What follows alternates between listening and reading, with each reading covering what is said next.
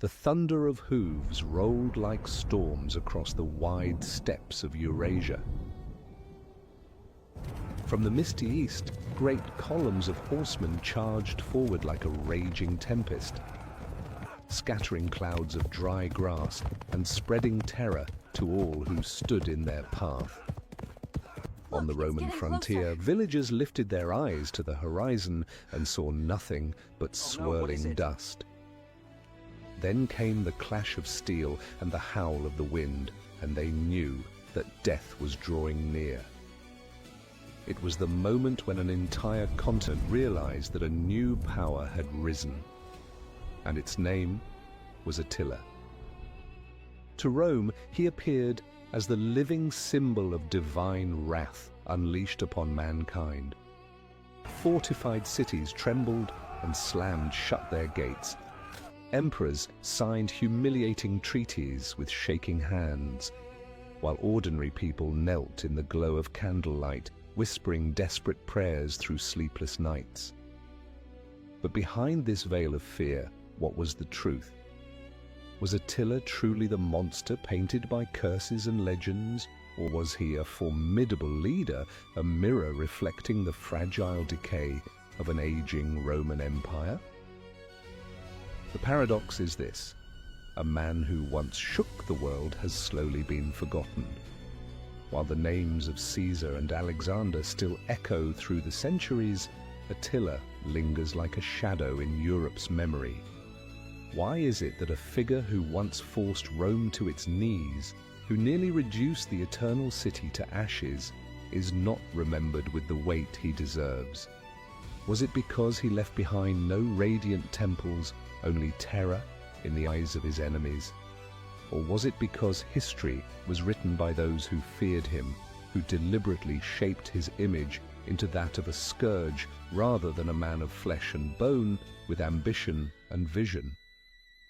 Tonight, we will follow the trail of hooves buried beneath the dust of centuries, back to the 5th century, a time when Europe trembled beneath the riders of the Huns.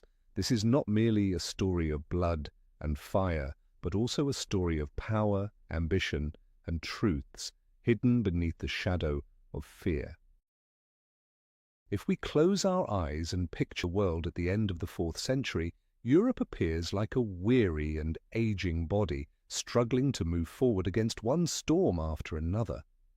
The Roman Empire, once a solid stone stretching from Britannia to Egypt, was now fractured. Its borders, thought to be impenetrable along the Danube and the Rhine, were constantly shaken by the pressure of Germanic tribes. And then, from the distant east, a place few Romans had ever seen, there emerged a strange new force that would alter the destiny of the entire continent. These were the Huns. Their origins remain a mystery to this day. Some scholars believe they were descendants of the Xiongnu, the powerful nomadic confederation that once clashed with Han China in the steppes of Mongolia and Inner Asia. Others argue that the Huns were a newly formed people, born from the fusion of many communities across the vast Eurasian steppe. That steppe, stretching from the Yellow River to the banks of the Danube, was a land where the wind never ceased to blow, where endless herds of horses roamed, and where migrating groups followed the rhythm of their livestock. From this harsh environment arose a different kind of people, masters of the bow, the saddle, and the perpetual motion of a wandering life. In the year 370, Hun horsemen crossed the Volga River. They swiftly crushed the Alans and other nomadic people near the Caucasus steppes and pressed into Gothic lands. The Goths would later recall this encounter as a nightmare. They described the Huns as almost otherworldly creatures with unusual features, deep-set eyes, tanned skin, and a terrifying mastery of horseback riding that seemed to make them one with their saddles from birth. Exaggeration or not, there was no denying that the Huns were an unprecedented foe. The steppe had forged them into mobile warriors who could strike with short, powerful bows while riding at full gallop, moving so quickly that even the disciplined Roman legions could not keep pace. Some modern scholars call the Huns the forerunners of the Mongol cavalry, for their strategies and tactics foreshadowed what Genghis Khan would later unleash on the world. Their arrival set off a chain reaction. The Goths, driven from their homeland by this new pressure, poured southward to seek refuge within Roman borders. In 376, tens of thousands crossed the Danube, opening a turbulent new chapter for the empire. Only 2 years later, at the Battle of Adrianople in 378, they annihilated the Eastern Roman army and killed Emperor Valens. Though the Huns did not wield the swords in that battle, it was their invisible hand that pushed Europe's history onto a different path. To Rome, the Huns first appeared only as a shadow lurking behind waves of migrants. But soon enough, Hun raiders were seen on the Balkan lands themselves. They fought unlike any enemy Rome had ever known, striking suddenly, unleashing storms of arrows, and vanishing before an army could even deploy. A few thousand cavalry were enough to plunge an entire province into panic. Rome was accustomed to dealing with barbarians who lived in villages and farms, Germanic or Dacian tribes that could be besieged, negotiated with, or assimilated. The Huns were something else. They came from places the Roman map left blank. They needed no stone walls, no fixed farmlands. The entire expanse of the steppe was their roaming homeland. And yet beneath the terror there was an overlooked truth. The Huns were not a chaotic horde, they were a tribal confederation, gradually shaping into a multi-ethnic community. The defeated Alans were absorbed, bringing their skills on horseback. Small Gothic groups were drawn into the Hun orbit, becoming reluctant allies. Even early Slavs, Turkic peoples, and Roman slaves were swept into their ranks. The result was a strange mixture, diverse in language and belief, but bound together by one principle, loyalty to their leader and the sharing of spoils. They had no bureaucracy, no written laws, no fortified capital, but they had flexibility. When needed, they could gather a host of 100,000 warriors. When defeated, they dissolved into small bands, vanishing into the steppe until the time came to reunite. This elasticity made them terrifying, yet also fragile. To the Romans, the Huns were elusive, neither an empire in the classical sense, nor mere nameless tribes. They were becoming something unique, a kind of non-settled empire operating under the laws of the steppe. As the 5th century dawned, the Huns had transformed from a distant shadow into a constant nightmare for Europe. Yet one thing was still missing: a leader strong enough to turn this loose confederation into a true storm. And soon, from this soil, a name would rise: Attila. He would embody the mixture, the fear, and the raw potential of the Huns, and he would become the man who made the world tremble. The Roman sources, which remain our main window into the history of the Huns, record almost nothing about Attila's family, other than the fact that he came from a noble lineage within the Hun Confederation. What we do know is that before his time, supreme authority was held by Rugila, also known as Ruga, and that after Rugila's death, power passed jointly to Attila and his brother Bleda. This detail makes clear that Attila's family did not rise from obscurity. Rather, they belonged to the circle of respected chieftains who carried real weight within the political structure of the steppe. Some modern scholars suggest that his family had already played an important role from the earliest days of the Huns' entry into Europe. It may have been their ancestors who commanded the crossing of the Volga, subdued the Alans, and drove the Gothic peoples southward. On the steppe, where there was no fixed throne or inherited crown, power was preserved through the prestige of battlefield victories, and Attila's lineage was among the few families who had amassed such capital.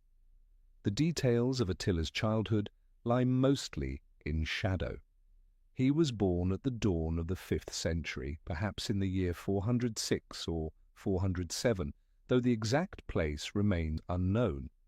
It might have been the grasslands along the river Tisza, in what is now Hungary, or somewhere near the lower Danube, where the Huns often made their seasonal camps. For a nomadic people, the concept of a permanent homeland was vague at best, and this makes tracing Attila's early years nearly impossible. Yet we can still imagine fragments of his upbringing. A Hun child was placed on horseback almost as soon as he could walk. He learned to shoot a bow, to hunt, to ride for long distances, and to grow strong amid tribal gatherings around the fire, where elders recounted victories and young men listened closely to absorb the lessons of survival. Attila grew up not in marble palaces but in felt tents, among the sound of hooves, and within a life shaped daily by hardship and trial. Among the Huns, leadership was chosen through the consensus of tribal chiefs, rather than through strict hereditary succession, as in Rome. This meant that the son of a leader was not guaranteed to inherit power unless he earned recognition. Attila would have grown up with the awareness that authority on the steppe was never automatically granted. It had to be proven through action. That rule of the game would shape the course of his life to come. When Rugila died, authority passed to his two nephews, Attila and Bleda. This moment was crucial, for it marked the first time Attila's name appeared clearly within the structure of Hun leadership. That the two brothers shared power was not unusual. It reflected the nature of the Hun Confederation, where leadership was often distributed in order to maintain balance among the various tribal groups. It was the stage on which Attila stepped out from the obscurity of his uncertain youth, entering the political game of the wider world, where enemies and allies were no longer distant figures in tales, but real presences looming along the Roman frontier. It was during this period of joint rule that the complex relationship between the Huns and the Eastern Roman Empire first began to take shape. To the south, Constantinople stood proud behind the mighty Theodosian walls, at once magnificent and anxious. The city displayed a wealth and grandeur that dazzled the world, yet behind those stone ramparts lay a constant fear. At any moment, horsemen from the northern steppe might appear. The Huns quickly realized they did not need to breach the walls of Constantinople to force the empire into submission. Fear itself was enough. With fear they could compel the imperial court to pay in gold, silk, and diplomatic concessions. This was the backdrop for the Treaty of Margus in the year 435, one of the first formal agreements marking relations between these two opposing worlds. Under its terms, the Huns agreed not to cross the frontier or attack the Balkan provinces, and in return Constantinople was obliged to pay them an annual tribute. The sum, about £350 of gold each year, may not sound overwhelming, but its meaning was profound.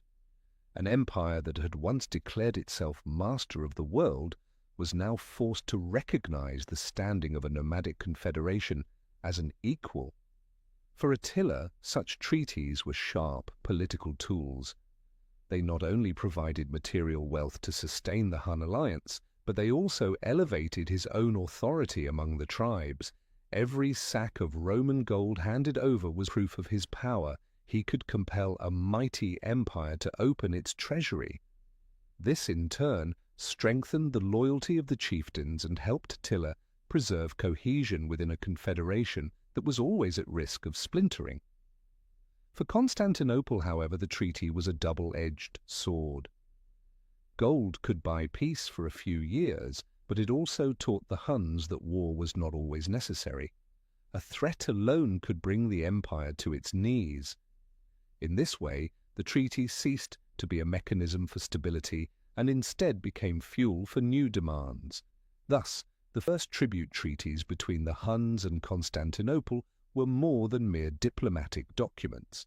They marked the beginning of a strange relationship, a Mediterranean superpower, once unrivaled, now bound by fear of a nomadic people, while the Huns, learned to turn that fear into a resource for their strength. But history did not end there. As the flow of Roman gold into Hun camps grew heavier, a new question arose. Would dependence on tribute make the Huns complacent, or was it merely a stepping stone for Attila to sharpen his ambition, reaching far beyond treaties and striking directly at the heart of Rome itself?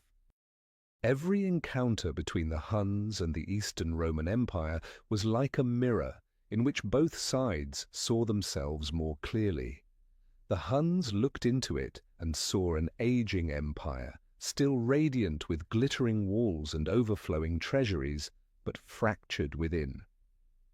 The Romans, in turn, looked at the Huns and saw the embodiment of their deepest fears: wildness, mobility, and a power that came from beyond their control. In this reflection, the story of early 5th century Europe came into sharp focus. The Roman Empire, long accustomed to viewing itself as the center of the world, had always defined outsiders with the single word barbarian. The term carried both contempt and a denial of legitimacy. Yet with the Huns, Rome was forced to sign treaties, to pay gold, and to acknowledge them as equals on the political stage. This was nothing less than a mirror reflecting Rome's own decline. From a giver of laws to the world, it had become a negotiator, pleading for peace. For the Huns, each treaty was another moment of recognition. They realized they did not need grand cities or complex bureaucracies to be taken seriously. With horses, bows, and the fear they spread, they could shake an empire that had once bent the Mediterranean to its will.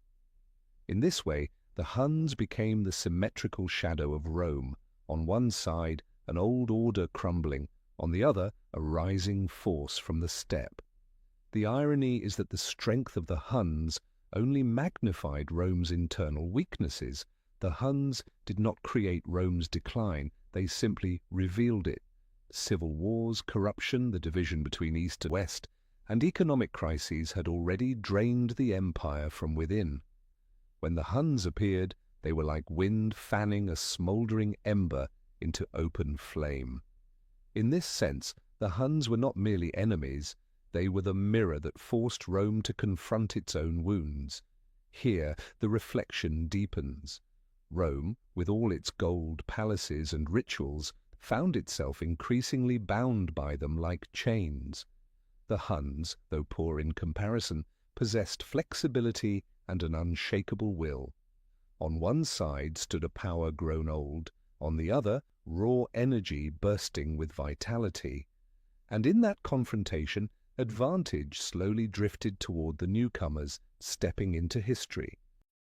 As the mirror between the Huns and Rome grew sharper, Attila decided to test the limits of treaties with action. For him, the gold paid by Constantinople was the lifeblood of the Confederation, but spoils were only half the story. The other half was prestige, and prestige, for a steppe leader, could not be purchased with bags of imperial gold alone. It had to be earned in the smoke and fire of the battlefield. For this reason, during the 440s, the hooves of the Huns thundered through the Balkans, turning Thrace, Moesia, and the border cities into witnesses of a storm. In the year 441, while Constantinople was preoccupied with the Vandals in the Mediterranean, Attila and his brother Bleda seized their chance. They crossed the Danube and pressed deep into the Balkans. River towns such as Viminatium, in what is now Serbia, fell quickly. The Huns left behind little but ashes, and that alone carried a message. No frontier wall could stop them. The campaigns of 442 and 443 followed, even more devastating. This time the Huns pushed as far as Serdica, modern Sofia, Philippopolis, now Plovdiv, and even advanced to the gates of Constantinople itself. The Eastern Romans were forced into a new treaty, raising the annual tribute to 2,100 pounds of gold, 6 times the amount agreed in the Treaty of Margus only 8 years before. That vast sum stood as undeniable proof of the empire's helplessness. The campaigns inflicted more than material damage. They left a wound upon the spirit. Thrace and Moesia had long been the shield of Constantinople. For centuries they served as a buffer against the pressure from the north. Now that shield had been pierced, and for the first time the people of Constantinople felt their capital, despite the mighty Theodosian walls, was no longer untouchable. One mistake could turn the city into a sea of flames. Equally striking was the way the Huns waged war. They did not always resort to blind plunder. At times their approach was calculated. Some cities were spared if they opened their gates and paid tribute. Others were ravaged as an example. Attila seemed to understand that war was not only about fighting and winning, it was also about sending messages. Every ruined city was a reminder to Constantinople. Peace was never permanent, and its price would only rise. The steppe and the Balkans thus became bound together in a rhythm of war. Each summer, Hun horsemen swept down, sowed fear, and in the winter withdrew to the steppe, carrying spoils and tales of Rome brought to its knees. For the people of Thrace and Moesia, the memory became an obsession. They knew that whenever dust rose on the northern horizon, it was not a storm of nature, but a sign of disaster about to fall. During these years, Attila was not yet the destroyer of all Europe, but he had become the constant dread of Constantinople. And the most terrifying truth of all was this: the Romans knew they could not destroy him. They could only pay him, and with every sack of gold that flowed in Hun hands, the pride of an empire ebbed further away. In the early 430s, the image of two brothers, Bleda and Attila, ruling the Huns together, defined the political face of the steppe confederation. They were seen as twin leaders, Bleda quieter, more inclined toward internal matters, and Attila more prominent as a commander in war and diplomacy. This balance seemed to guarantee stability, allowing the Huns to maintain their strength in dealings with Constantinople. But like every power-sharing arrangement on the steppe, such balance could never last forever. The Roman sources tell us very little about Bleda, mentioning him only as a shadow beside Attila. Yet this very obscurity has led many scholars to speculate: was Bleda truly weak, or was he simply forgotten by history because Attila's brilliance outshone him? Whatever the case, around the year 445, Bleda abruptly vanished from the records. Roman historians hinted that Attila murdered his brother to become sole ruler. There is no concrete evidence, but the coincidence between Bleda's disappearance and Attila's unstoppable rise has made this the widely accepted belief. If Attila did indeed take his brother's life, it would not have been unusual in the world of the steppe. There, power was not easily shared. A vast confederation like the Huns could only endure under an absolute leader, one strong enough to silence disputes and clever enough to keep the tribes loyal. The presence of two rulers, however stable it looked from the outside, always carried the risk of division. Perhaps Attila understood that to prepare for greater ambitions, the Hun confederation needed a single center of power. The death of Bleda was thus a turning point. From this moment onward, there was no one to share authority with Attila. He became the sole face of the Huns, the man who received ambassadors, signed treaties, led armies, and distributed the spoils of war. That concentration of power made him appear almost imperial in the eyes of both allies and enemies. For the tribal chieftains, the message was unmistakable. There was now only one path forward under Attila. But this centralization of power was not only political, it also shaped Attila's style of leadership. Where once he had to maintain balance with Bleda, now he could impose his will without negotiation. He grew more decisive, more daring, and more ruthless when the situation required it. Yet his ruthlessness, if we may call it that, was never separate from calculation. Attila did not remove his brother merely to satisfy personal ambition. He did so, if indeed he was responsible, because he understood that a multi-ethnic confederation could not long survive under divided leadership. Only a single ruler could enforce discipline and fully exploit the fear the Huns had already sown across Europe. Once power was fully concentrated in his hands, Attila turned his gaze westward. If Constantinople, with its towering walls, could hold back the hooves of the Huns, the Western Roman Empire appeared instead as a weakened beast, trembling under a flood of threats. By this time, the western half of the empire was already frail. The capital had shifted from Rome to Ravenna. Germanic generals pulled the strings of the court, and the population lived in fear of endless migrations. In that setting, Gaul, modern-day France, emerged as the perfect target for Attila's grand campaign. In the year 451, Attila assembled a massive army. Some sources claim it numbered in the tens of thousands, others in the hundreds of thousands. This was not only a Hun force, but a great coalition.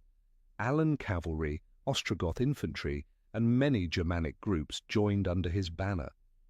Attila knew how to turn the steppe into a rallying cry for those eager for plunder.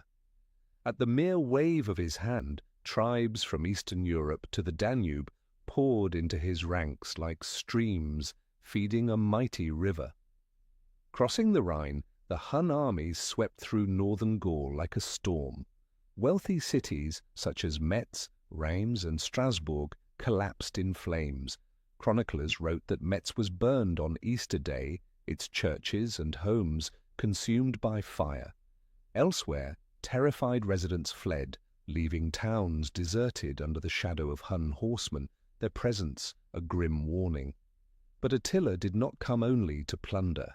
He set his sights on a larger prize, Orléans. Positioned at the center of Gaul's network of roads, the city was considered the strategic key to controlling the region. If Attila could capture Orléans, he could split the forces of Rome and the Visigoths, then open the road deeper into Gaul, perhaps even toward the Iberian Peninsula. On the other side, the Western Roman Empire, under the command of General Aetius, one of the last great Roman commanders, was forced to muster every shred of strength that remained. Aetius, who had once lived as a hostage among the Huns and understood their tactics well, knew there was only one way to ally with former enemies. He persuaded the Visigoths, newly settled in southwestern Gaul, to stand with Rome. It was a fragile alliance, but in that moment of crisis, it became the only wall against Attila. Thus, in the summer of 451, the two powers moved toward an inevitable clash. Before the great battle of the Catalonian fields, Orléans became the focal point. The Huns pressed the city, and its gates seemed ready to fall. But according to legend, the city's bishop, later remembered as Saint Aurelian, prayed tirelessly, strengthening the resolve of the people. When the combined forces of Aetius and the Visigoths arrived in time, Attila was forced to withdraw, failing to capture Orléans. Although thwarted at Orléans, the campaign in Gaul left behind a trail of terror. In those years, the land of modern France burned in the flames of war. Villages lay in ruins, populations scattered, and the memory of Hun riders became etched into folklore as a collective nightmare. People said that where the hooves of their horses passed, nothing grew again. A mythic exaggeration, but one that reflected the fear the Huns carved into the mind of Europe. What made this campaign particularly striking was the fusion of military force and psychological warfare. Attila fought not only with sword and spear, but also with his reputation. The dread of the scourge of God spread long before his army even appeared. Many cities surrendered without resistance, opening their gates simply at the rumor of his approach. In a world where news traveled by word of mouth, the name of Attila itself was an invisible army. In June of 451, after being halted at Orléans, Attila withdrew his army to the plains of Catalogne near modern-day Châlons-en-Champagne in northeastern France.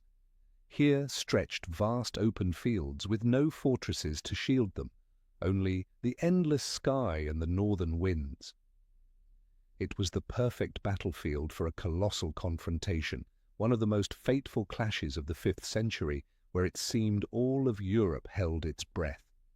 Attila commanded a vast coalition, his battle-hardened Hun cavalry, Ostrogoth warriors, Alans, Gepids, and many other Germanic allies. Ancient sources vary wildly in their numbers, some claiming hundreds of thousands, but even if exaggerated, the scale itself testified to his terrifying power. Opposite him stood the forces of the Roman general Flavius Aetius, who had once lived as a hostage in the camps of the Huns and understood their steppe tactics, alongside the Visigoths under King Theodoric and other allied tribes. The battle was more than a clash of armies, it was the collision of two worlds. On one side, the rising might of the nomads, on the other, the remnants of Rome, straining to stand through a fragile alliance. All was balanced on a knife's edge, and its outcome would shape the destiny of Western Europe. It is said that on the night before the battle, Attila gazed into the starry sky and was troubled by an omen of doom. Perhaps he sensed that the coming day would be unlike any campaign before. Yet retreat without a fight was unthinkable. He resolved to commit everything. At dawn, two armies deployed across the wide plain.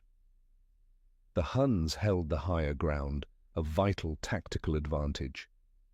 Their cavalry was poised to strike, while the Roman-Visigoth alliance braced to hold their lines. The signal horns blared, and waves of men and horses collided, shaking the earth beneath the thunder of hooves. The struggle raged throughout the day, so bloody and chaotic that later historians could only describe it in near-mythic terms. Jordanes wrote that rivers of blood flowed until the entire field was drowned in red. In the midst of the carnage, King Theodoric of the Visigoths fell, thrown from his horse and trampled to death. Yet his death did not break his people. Instead, his son Thorismund led a furious counterattack, driving back a wing of the Hun army. Seeing his forces falter, Attila withdrew to his camp, where he arranged his wagons in a defensive circle. The Romans and Visigoths encircled him, seemingly holding victory in their grasp. Legend tells that Attila prepared a great funeral pyre within the camp, ready to burn himself along with all the spoils rather than be taken. It was an extreme vision, but it revealed the resolve of a steppe warlord. Alive, he would be a conqueror; dead, an unbroken symbol. Yet Aetius did not press the advantage. Perhaps he feared that the complete destruction of the Huns would leave the Visigoths too powerful for Rome to control. Or perhaps he knew his men were exhausted, unable to continue the fight. Whatever the reason, Attila was allowed to withdraw, leading the remnants of his army back to the steppe. The Battle of the Catalonian Fields ended without an absolute victor. But in Europe's memory it became Attila's first great setback. The man who had seemed invincible had been stopped. For the Western Roman Empire, it was one of its last moments of fleeting glory, a spark of triumph before its light faded. For the Visigoths, it was a sign of their growing strength, heralding the age when they would step into Rome's place as masters of the West. Stopped at the Catalonian fields, Attila stepped back, but only to gather strength for a new thrust to the south. That setback did not cause him to retreat into caution. It only sharpened his resolve to prove that his renown remained untouched. If Gaul was for the moment beyond his reach, then Italy, the last heart of the Western Roman Empire, became his next target. By then the western half was so weakened it could hardly resist. And so in 452 the hooves of the Huns thundered across the Alps, carrying the final storm down upon the Italian peninsula. The march began in the north as Attila swept across the Po Valley. The first cities collapsed with scarcely any resistance. Aquileia, one of the most important cities in northeastern Italy, became the first major target. It resisted fiercely for weeks, but at last it fell.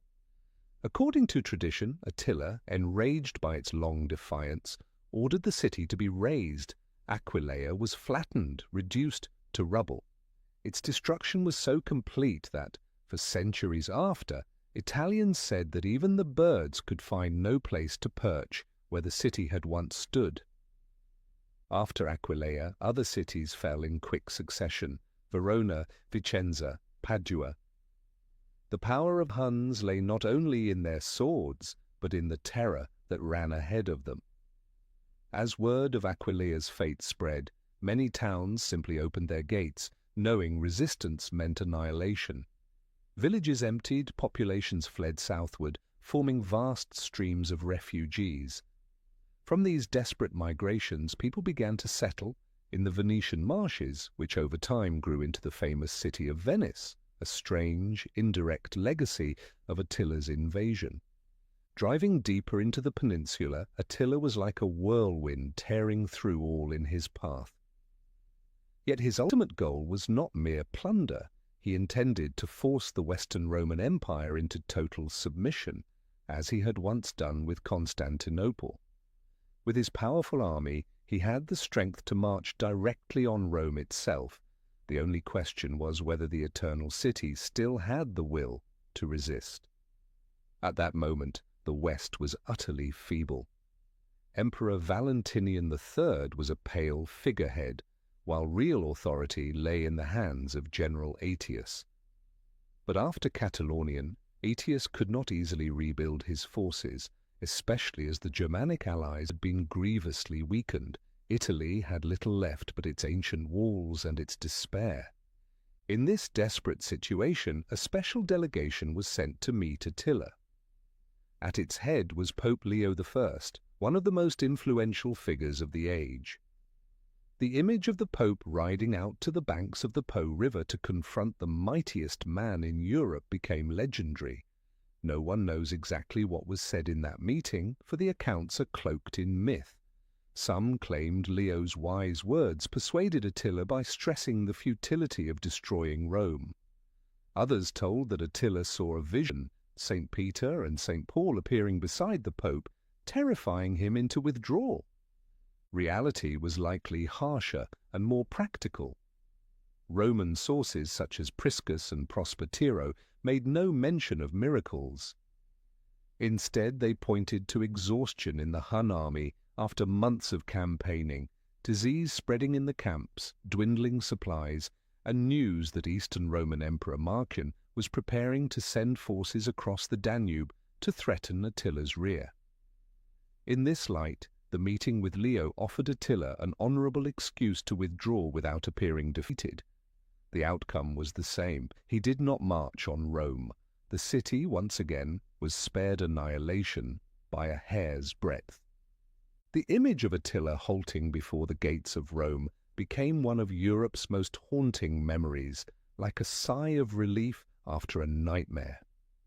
Rome had already been sacked by the Visigoths in 410, and now it had come to the brink again. But instead of fire, the city witnessed a miracle of politics and diplomacy. That moment deepened the legend of Attila, the man who could terrify Rome, yet was rational enough to stop. Still, Leo's courage cannot be denied. He placed himself in danger, used words of persuasion, and invoked both the futility of destruction and the divine judgment awaiting those who overstepped. In that fragile moment, the Pope's voice became a thread of salvation. The event left a permanent mark on Christian memory.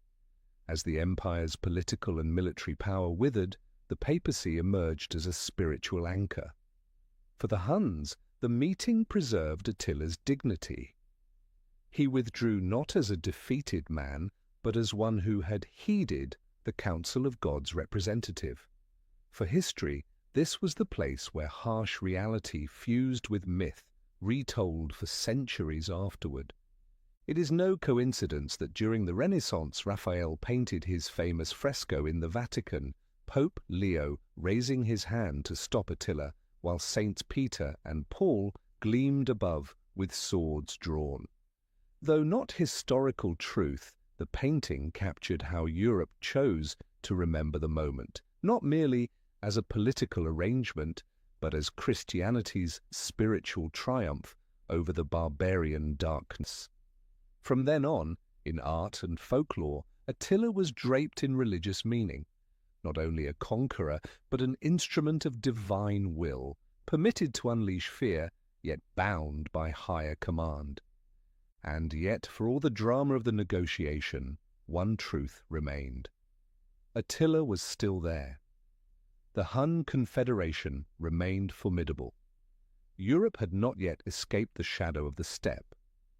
Questions lingered the moment he withdrew from Italy. Was this the beginning of restraint, or only a tactical pause before the storm returned? At precisely this point of uncertainty, Europe began to call Attila by a name that transcended mere humanity. Flagellum Dei, the Scourge of God. What is striking about this title is that it did not come from Attila himself. He never called himself the Scourge of God. The name was born from the fear of his enemies, nurtured by Roman historians and Christian clergy, and yet by doing so they gave him an almost supernatural status. A destroyer can be hated, but a tool of God is both terrifying and difficult to resist, for who would dare oppose the will of the Almighty? Among the people, the name spread quickly, shaping a layer of collective memory. Farmers, watching their villages burn and their livestock taken, whispered that it was the whip of God. Priests, preaching in their churches, invoked Attila as proof that mankind must live righteously, or else the Lord would strike again with another scourge. In this telling, Attila ceased to be merely a historical figure. He became a moral lesson, a living parable for the community. The power of this title lay in how it reflected reality while also obscuring it. In truth, Attila and the Huns had strategies, politics, and diplomacy. They were not mindless killers. But once he was labeled the Scourge of God, all of that was overshadowed. What remained was only the image of a colossal lash descending upon Europe. This helps explain why centuries later, even when memories of the Huns had faded, the name of Attila still carried the weight of sacred destruction. Remarkably, Attila himself, though he never claimed the title, knew how to use it. He did not deny it when others spoke of him that way. Instead, during negotiations, he maintained a calm, cold silence, allowing that silence to be interpreted as confirmation. A conqueror could be challenged, but a tool of God inspired a fear beyond the reach of human defiance.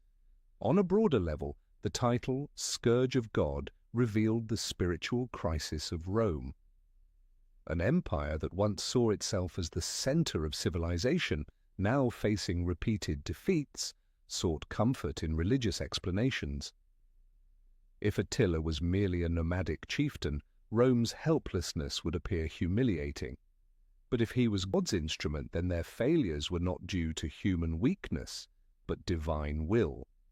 In that way, the title served as both humiliation and self-justification. Through this lens, Attila became more than himself. He was the embodiment of divine wrath, a reminder of the cycles of history that no empire could escape. And in Europe's memory, that carried more weight than any single battle or treaty. People could forget the details of the Treaty of Margus or fail to recall exactly where the Catalonian fields lay, but they never forgot that there had once been a man known as the Scourge of God who left a continent haunted.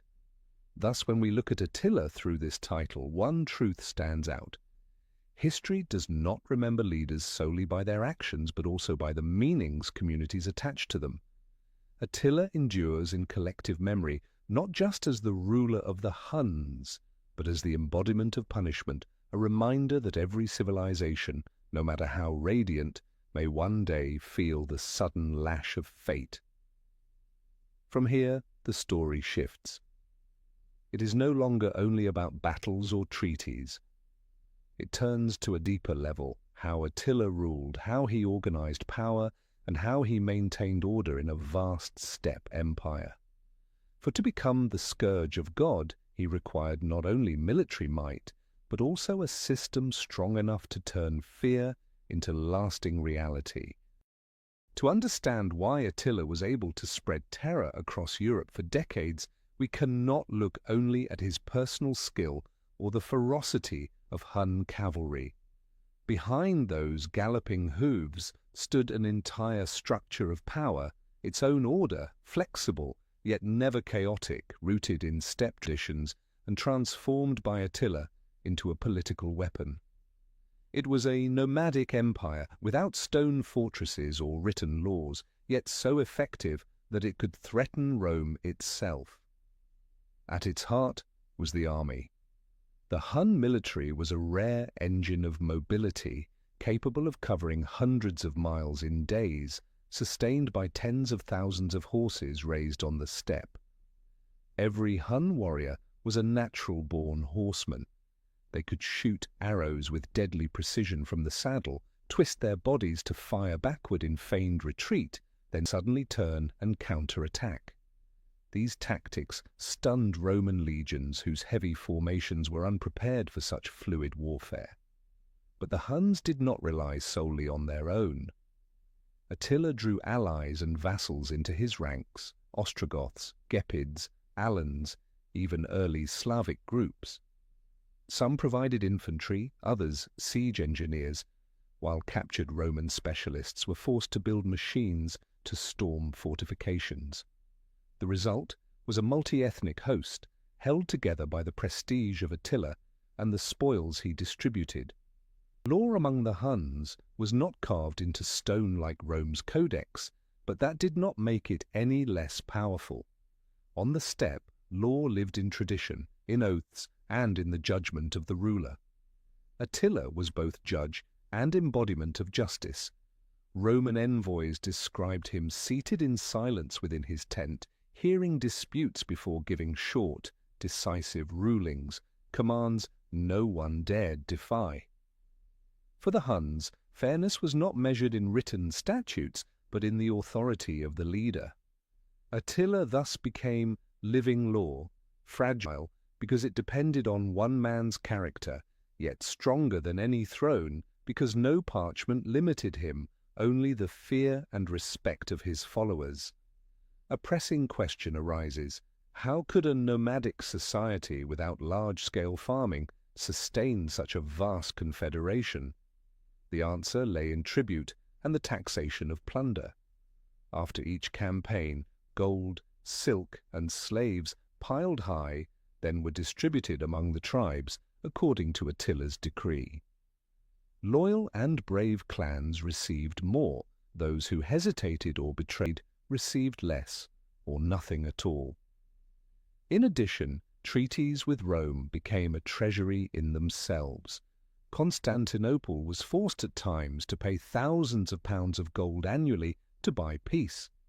Attila divided this wealth among the chieftains, ensuring loyalty, while proving that following him was the only road to riches. In a sense, Rome was financing its own destroyer. The structure of Hun rule reflected the spirit of the steppe. There was no fixed capital, but there was a moving center: Attila's camp. This camp was palace, court, and assembly hall all in one, where tribal councils gathered for feasts and political rituals. Beneath Attila stood a network of tribal leaders who were both generals and community heads. They governed their own people but left all major decisions, war, peace, the division of spoils, to Attila. To secure their loyalty, he used a system of hostages. Tribal chiefs sent their sons to his camp, both as guarantees and as a way of weaving them into the Hun elite. Roman or Germanic noble hostages were also held, serving both as bargaining tools and as windows through which Attila learned about the culture of his adversaries. Military power gave Attila the means to spread fear, but to maintain his position over the long term, he relied on more than swords. In the turbulent world of the 5th century, where Rome was in decline and Germanic tribes were constantly rising, diplomacy became a battlefield no less important than war.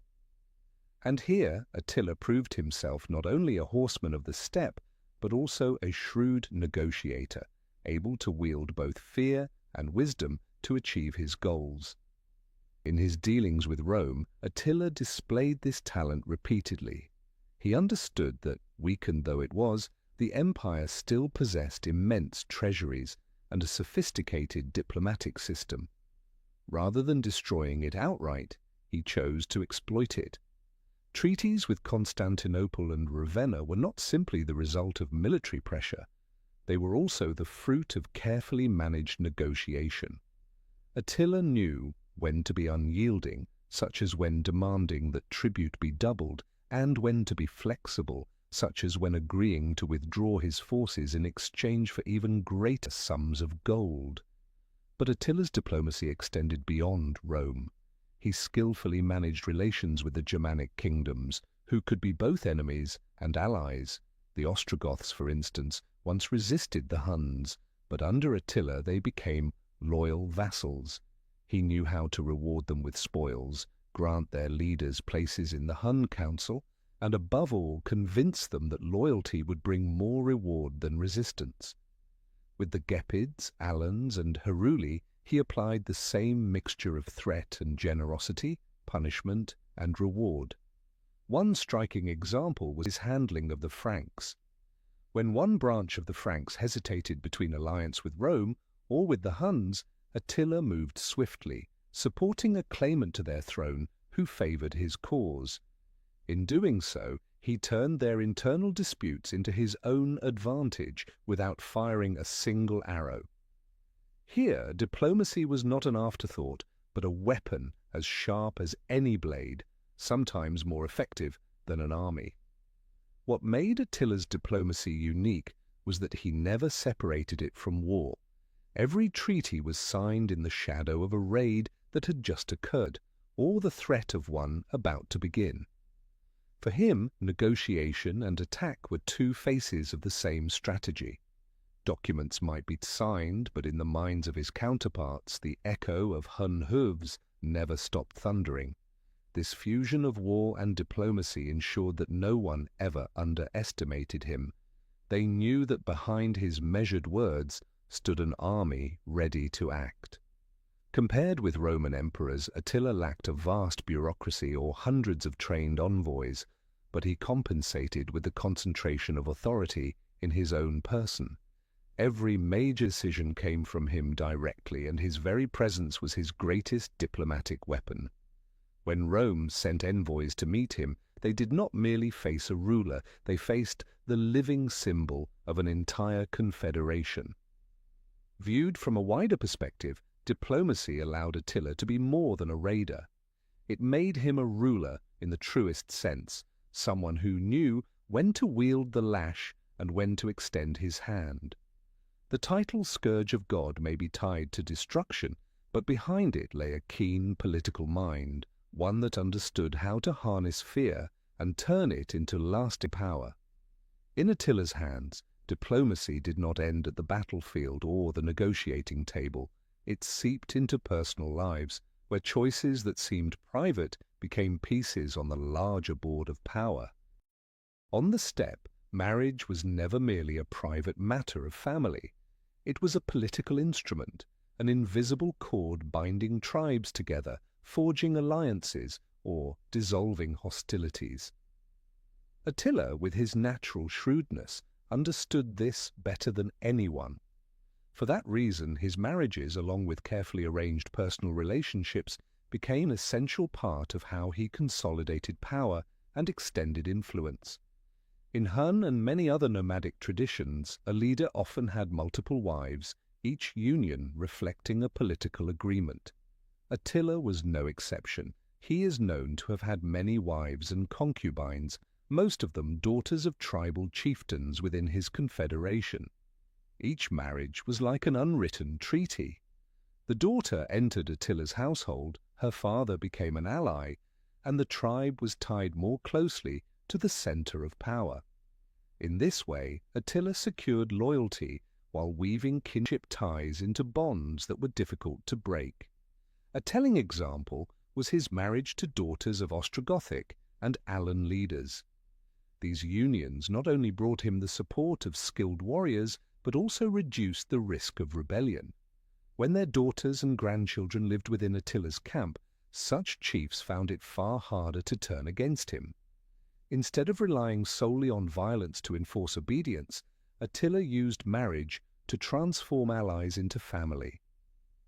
Yet one story stands apart from the politics of the steppe, the case of Princess Honoria, sister of Western Emperor Valentinian III. Forced into marriage with a nobleman she did not love, Honoria sent Attila a desperate plea for rescue, along with her ring.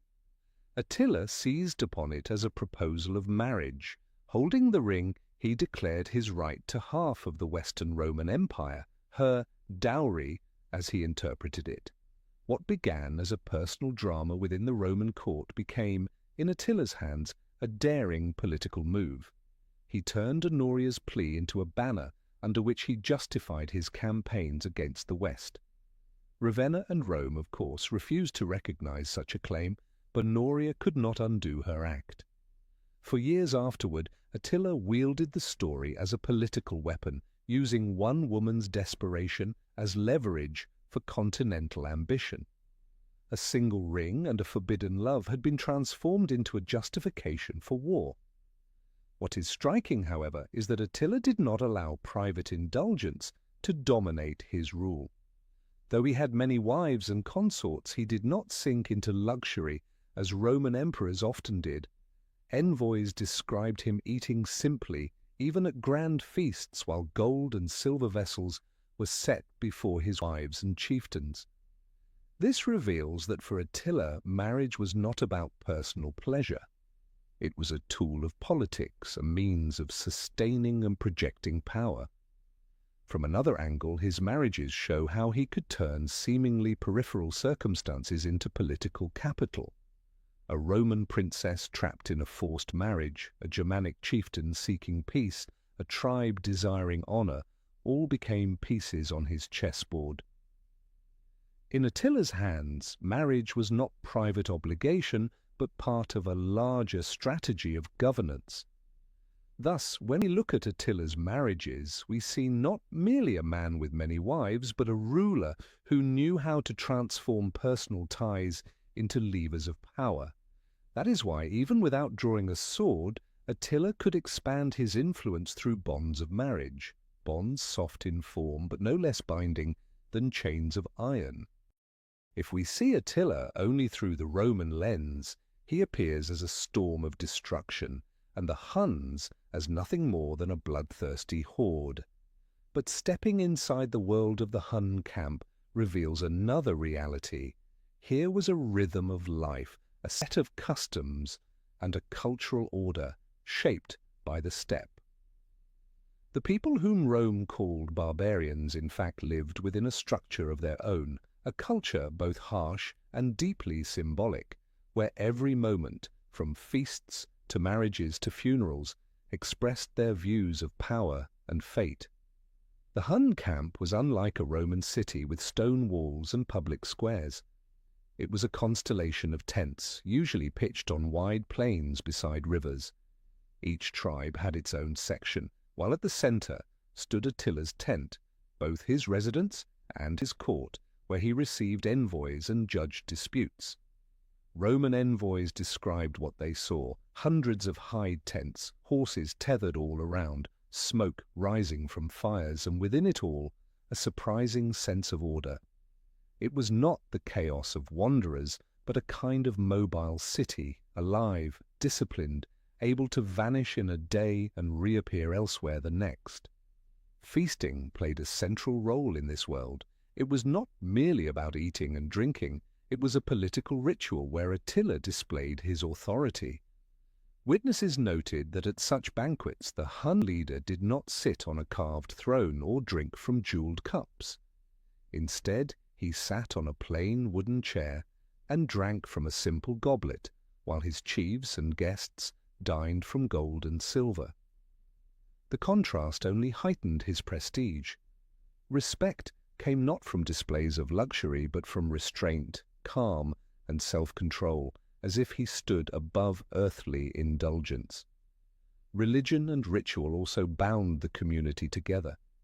The Huns worshipped many deities most tied to nature, the sun, war, and fire. They looked for omens in dreams, in the movements of stars, and in the running of their herds. Shamans served as intermediaries with the spirit world, conducting sacrifices before battle. Within this atmosphere, war was not just politics but a sacred mission, sanctioned by divine will. Perhaps the most striking element of Hun culture lay in their funerary rites. The burial of a Hun leader was not a simple interment, but a ritual both mournful and grand. Sources recount that when a chieftain died, a secret ceremony was held. The body was placed in a wooden coffin, along with weapons, horses, and treasures. Every trace of the burial was then erased, so no enemy could ever find and desecrate the grave. Death, for the Huns, was not an end, but a passage into another world, where the warrior would continue his life with steeds, swords, and gold, just as in this one. Thus the world within the Hun camp emerges as both familiar and strange. Familiar because there were families, feasts, faith, and love, elements found in every human community. Strange because all of it was wrapped in the hardness of the steppe, a culture that revered strength, honored the gods, and viewed death as inseparable from life. These elements formed the spiritual foundation of the Huns, sustaining them until, under Attila's hand, they rose into an empire that haunted all of Europe. As with every steppe empire, within its brilliance lay the shadow of fate. A realm not built upon walls of stone, but upon the force of a single man's authority, would always be vulnerable to the most unexpected moment. And so it was that, just as Attila reached the height of his power, when it seemed no enemy could defeat him, the blow fell. Not on the battlefield, but on his wedding night, amid wine, music, and the certainty of his own invincibility. According to the historian Jordanes, Attila died in the year 453 during his wedding feast with a young bride named Ildiko. After the celebrations, he drank heavily and retired to his tent with her. That night he suffered a massive hemorrhage, perhaps from a ruptured blood vessel in his nose, and suffocated in his own blood. At dawn, when his guards broke down the door, they found his lifeless body beside a trembling Ildiko. It was a sudden death, almost ordinary, when measured against a life that had shaken the course of history. Yet the story leaves behind many questions. Some sources suggest that Ildiko may have been forced into a plot of assassination, for the timing of Attila's death was too precise, just as he was preparing for another campaign against Rome. Others believe members of the Hun Confederation, fearful of his absolute grip, may have struck against him from within. No theory has ever been proven. It is the ambiguity itself that has made his end one of the enduring mysteries of the age. What is certain is that his passing sent a shockwave through the steppe.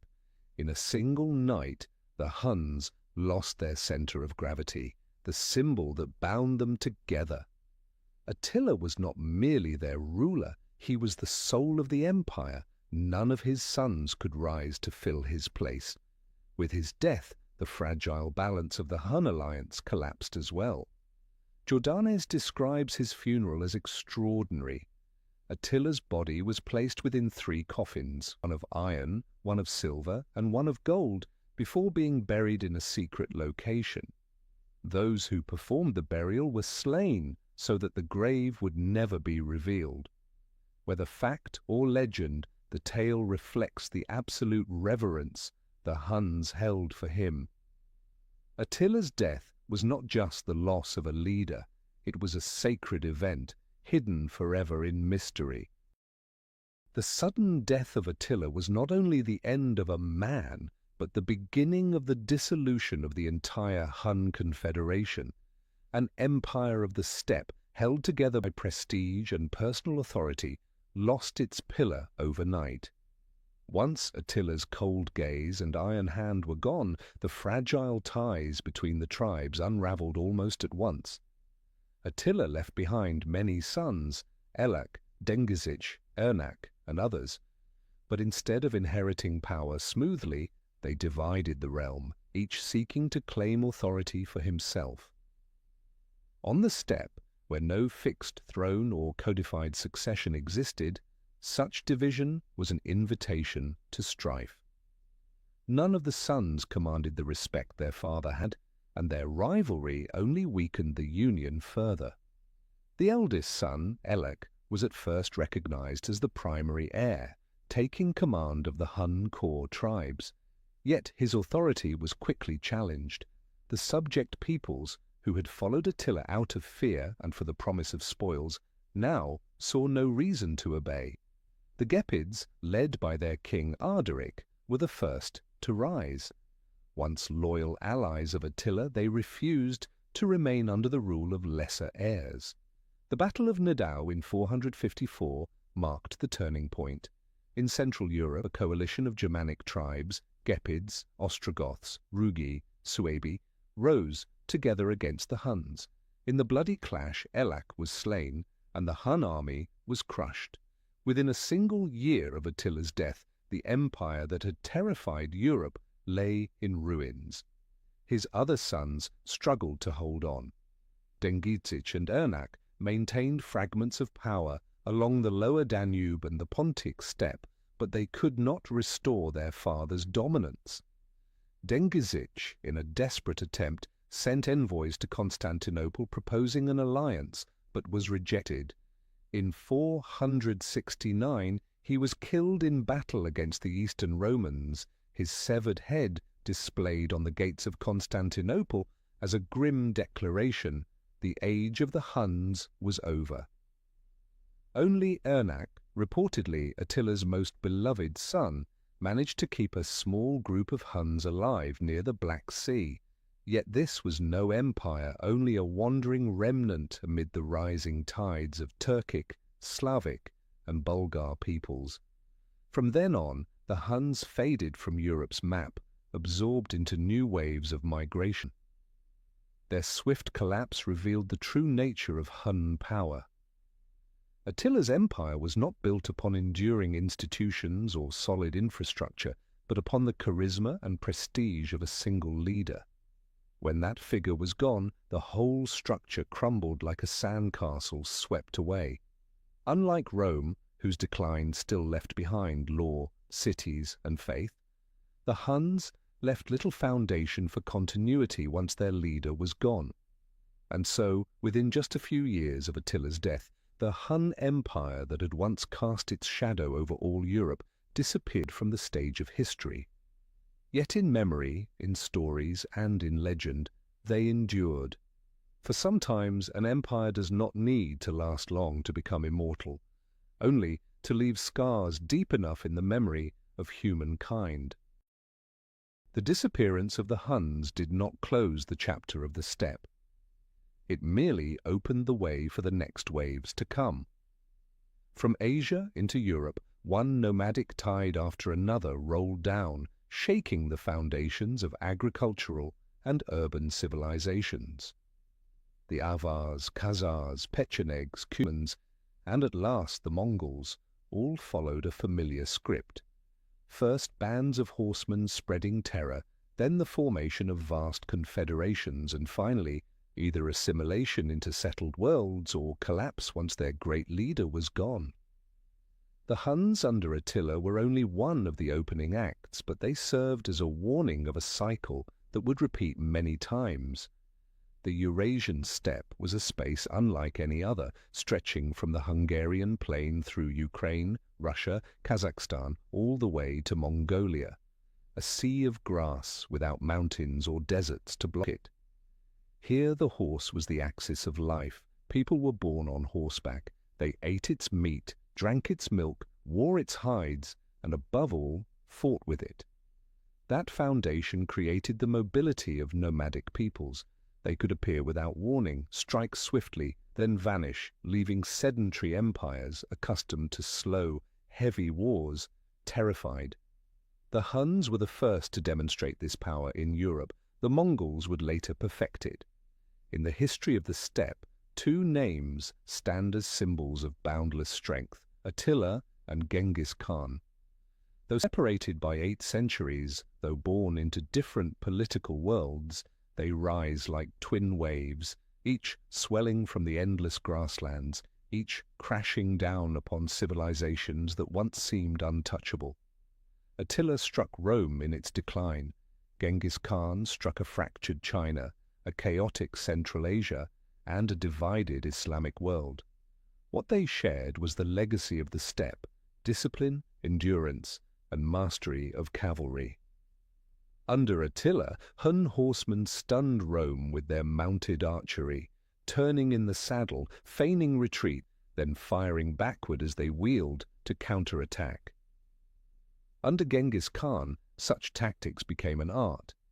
He combined lightning mobility with signal systems and relay stations, transforming nomadic riders into something close to a war machine. Yet their differences decided their lasting impact. Attila's empire rested on his charisma and the distribution of spoils. When he died, the structure collapsed almost at once. Genghis Khan, by contrast, left behind a durable foundation: the Yasa law code, a decimal system of military organization, 10 to 100 to 1,000 to 10,000, a network of relay stations, and a system of tribute and taxation. For that reason, even after his death, the Mongol Empire continued to expand, becoming the largest land empire in history. Their dealings with the settled world also diverged. Attila was a phantom of terror, aiming above all for gold, silk, and recognition. He never tried to restructure or absorb the Roman world. Genghis Khan and his successors, however, built an entire order, appointing governors, collecting taxes, securing trade routes, tolerating many religions to manage their empire. If Attila was a sudden storm that struck and faded, the Mongols were a long season of winds that reshaped the political climate of the continent. Even in memory, their images stand apart. Attila appears in European tradition as the scourge of God, a symbol of divine punishment and haunting fear. Genghis Khan is remembered in more complex ways, as a unifier and state builder in China and Central Asia, and as an Eastern nightmare in Europe. One left behind the legend of fear, the other left both legend and lasting systems. Placed side by side, they reveal the rule of the steppe. Whenever sedentary empires grew old and fractured, the grasslands produced a leader who gathered the strength of cavalry and poured down like a flood. Attila and the Huns were the prologue, Genghis Khan and the Mongols were the climax. And though they differed in scale, both proved one truth: the steppe is never silent.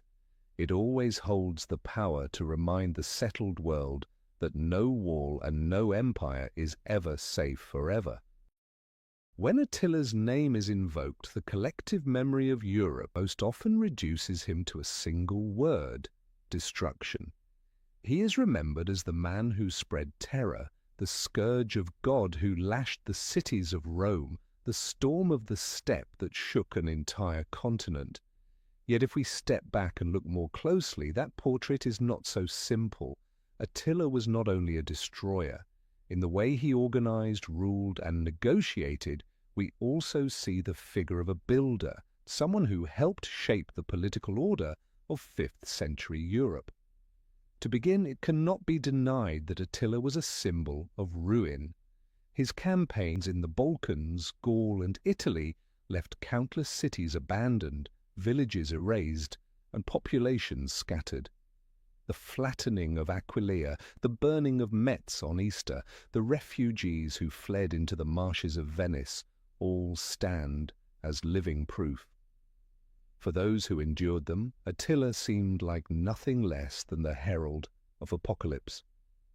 That memory nourished his image in epic tales, in legend, and in generations of fear. Yet if we stop there, we overlook the other side. Attila was not a mindless killer. He knew when to destroy to inspire dread, and when to spare in order to profit. Cities that opened their gates and paid tribute were often spared. Only the stubbornly defiant were reduced to ashes.